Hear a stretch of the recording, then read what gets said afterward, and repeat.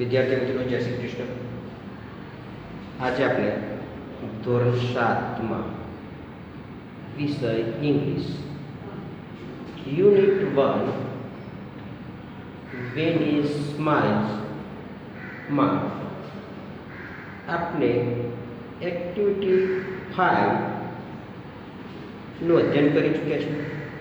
જે એક લેસન હતો અને lesson smile in the mirror part 1 અને પાર્ટ 2 નું આપણે અધ્યયન કરીશું.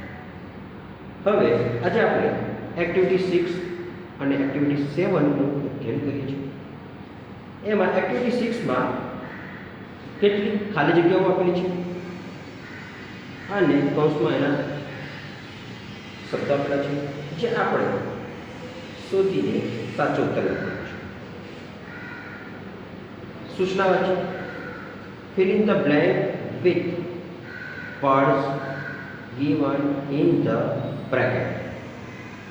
કૌંસમાં બ્રેકેટમાં આપેલા શબ્દો છે flock of birds, flying, come down, red button, dream. બરાબર. હવે અહીંયા પહેલી ખાલી જગ્યા જોઈએ છે. તેજસ્વીની બાઇસિકલ હેડ અપ. હવે તમને ખબર જ છે કે જ્યારે તેજસ્વીનીને તેના પપ્પાએ તેના બર્થડે પર એક સાયકલ ભેટ આપી હતી. એ સાયકલ ભેટ આપી તે સમયે એ સાયકલ લઈને નીકળે છે અને નાનો એક બેલ હોય છે, તેની નજીકમાં એક બટન હોય છે, એ રેડ બટન હોય છે અને પુશ કરે છે, સાયકલ ઉડવા લાગે છે. અને એક જવાબ આવશે Tejaswini bicycle had a red button. એ સાચો જવાબ છે. Tejaswini bicycle was in the sky. અને આકાશમાં હોય તો એ ઉડતી હોય તો અહીંયા જવાબ આવશે flying. Tejaswini applied the brake to save. હવે આપણે સાયકલ ચલાવીએ છીએ કે સ્કૂટર ચલાવીએ છીએ પણ સામે કોઈ વ્યક્તિ આવતો હોય છે, એને બચાવવા માટે આપણે બ્રેક મારીએ છીએ. તો એ શું બચાવવા માટે બ્રેક મારે છે? તો તમારે smiles in the mirror part 2 માં એ પક્ષીઓનું ટોળુંને આવતું જોઈએ છે અને તે સમયે બ્રેક મારે છે. તો એ ફ્લોક ઓફ ધ બર્ડ્સનો આન્સર સાચો છે. 4th નંબરની ખાલી જગ્યામાં the flying bicycle was only. આકાશમાં આપણે સાયકલ તો ઉડે નહીં, વિમાન હોય, હેલિકોપ્ટર ઉડતું હોય છે, બલૂન ઉડતું હોય છે, ફુગ્ગાઓ, આવું ઘણું બધું આપણે ઉડતું જોઈએ છે પણ મેં સાયકલ અત્યાર સુધી જોઈ નથી. અને સાયકલ ના ઉડતી જોઈએ ને આપણે તો એવું વિચાર્યું હું સપનું હશે. તો એ જવાબ આવશે ડ્રીમ. 5th નંબરની ખાલી જગ્યામાં તેજસ્વીની ક્રાઇડ આઉટ બીકોઝ ધ ખાલી જગ્યા ફ્રોમ સ્કાય ટુ લેન્ડ. હવે તેજસ્વીની સાયકલને જ્યારે બ્રેક મારે છે તો આકાશમાં બ્રેક મારે છે તો કઈ જવાની હતી? નીચે આવવાની હતી, જમીન તરફ. તો જવાબ આવશે કેમ ડાઉન. તેજસ્વીની વોઝ ખાલી જગ્યાએ યર વોઝ અને 11 એપ્રિલ 2011 તેજસ્વીની 12 બર્થડે. તો જવાબ શું આવશે? 12 12મો જન્મદિવસ. ધ રફ પાથ વોઝ ખાલી જગ્યા વોઝ. જ્યારે સાયકલની શરૂઆત તો ચડે છે ને તો નદી કિનારા તરફ જાય છે. નદી કિનારાનો રસ્તો કેવો હતો? ખરાબ ખરબચડો રસ્તો હતો અને ખરબચડા રસ્તા તરફ જાય છે તો કઈ જાય છે? તો ઓન ધ રિવર.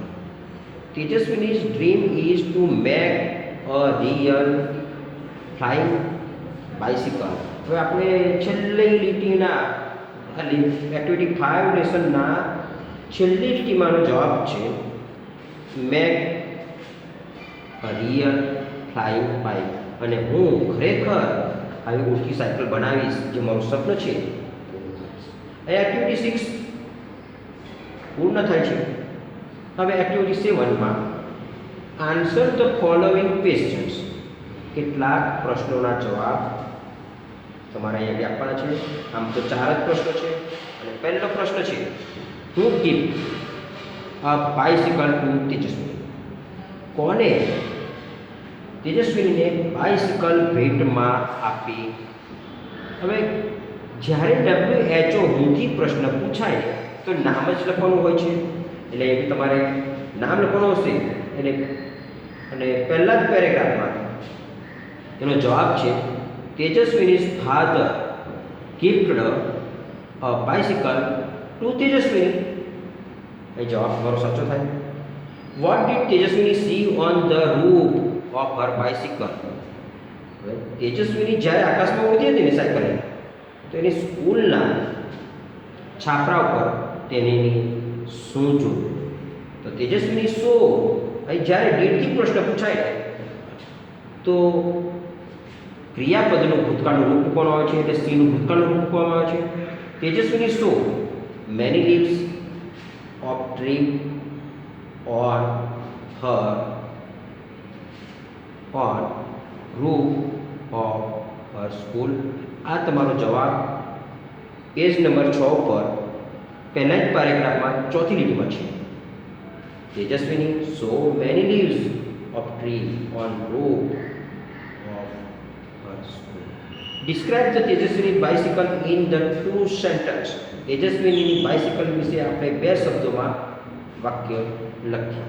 અહીં તેજસ્વીની બાઇસિકલ નું વર્ણન કરવાનું છે.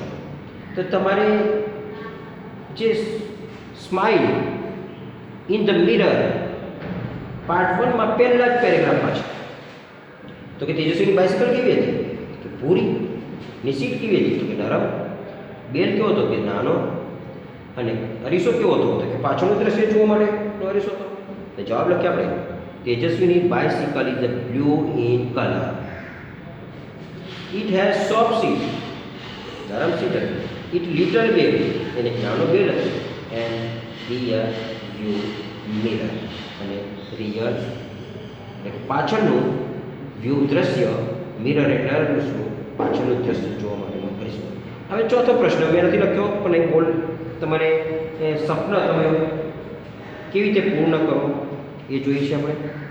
તો પહેલો ચોથો પ્રશ્ન, રાઇટ અ 2 સેન્ટેન્સ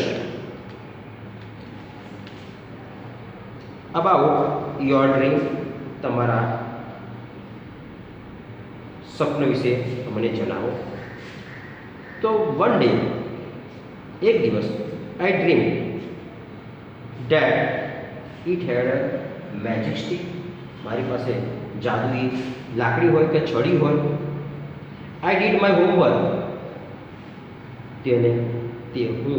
તે મારું હોમવર્ક, હું કાર્ય પણ કરે. ડ્રુ પિક્ચર્સ, ચિત્રો પણ દોરે. And helped me with my all five. બરાબર. અને એ કહે છે કે આઈ did my homework, drew picture for me and help me with all my work. અને મારા બધા જ કામોમાં મને મદદ કરે. અહીં એક્ટિવિટી 7 પણ પૂર્ણ થાય છે. હવે નેક્સ્ટ પીરિયડમાં આપણે એક્ટિવિટી 8, 9 જે પણ આગળની એક્ટિવિટી છે એ જોઈશું. Okay, thank you.